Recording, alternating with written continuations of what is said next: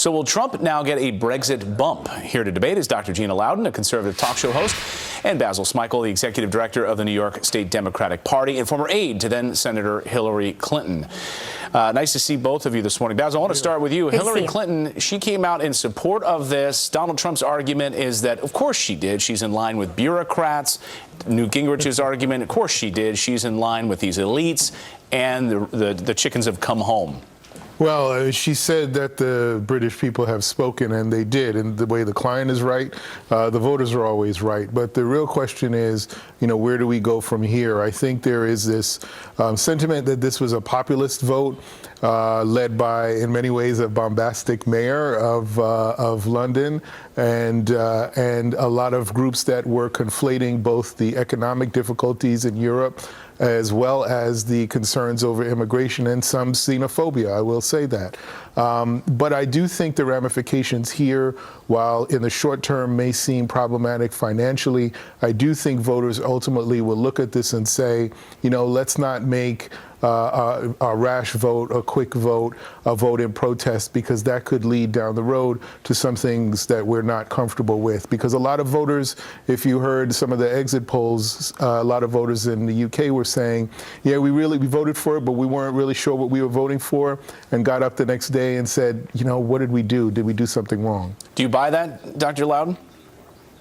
Not at all. In fact, just the name calling has to start right off the bat so often. I wish they could just put those terms aside and stop calling names. Many of us hope to leave that behind us this political season. And I really think that words like xenophobia aren't healthy when you consider the cost of importing all sorts of refugees, importing all sorts of illegals, and the fact that people are realizing they can't afford it anymore. Here's what's fascinating about the difference in the two messages. Donald Trump is talking about greatness, about making America great again. But people aren't voting for Donald Trump for his greatness. They're voting for Donald Trump because they're, again, believing in an exceptional America and their own personal ability to be great. Hillary Clinton, on the other hand, is talking about how, hey, if the ship goes down, at least we're going to all go down together and you're going to have lots of free stuff. I just don't think that message is going to resonate this election period. Well, she's not saying that. And let's be clear.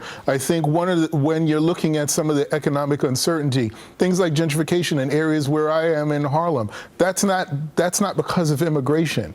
There are other reasons for that, and I do think that there is some anger towards the elites. There's no question about that. But I do think what has happened both here in Donald Trump's rhetoric and what we've seen in Europe is that economic uncertainty and that angst and that fear is being conflated with xenophobia. It's being talked about in the same conversation as immigration, as refugees coming into Europe. I don't think this is about fear. I don't think this is about fear at all. I think this is about confidence. And in fact, if you look at investor confidence, for example, 50% of people who are investors say they have more confidence in Donald Trump than they do in Hillary Clinton. Only 33% of investors are confident going forward with Hillary Clinton. So I think words like fear and xenophobia, those are darts you're throwing that I don't think are appropriate for this season. Are at 70%, so apparently a lot of America agrees that he's not a particularly likable person. And yet people want at the ballot box to leave the EU. Guys, Hillary has the market cornered on that. Great to have you on this morning, and we can continue. That's why I stepped aside. I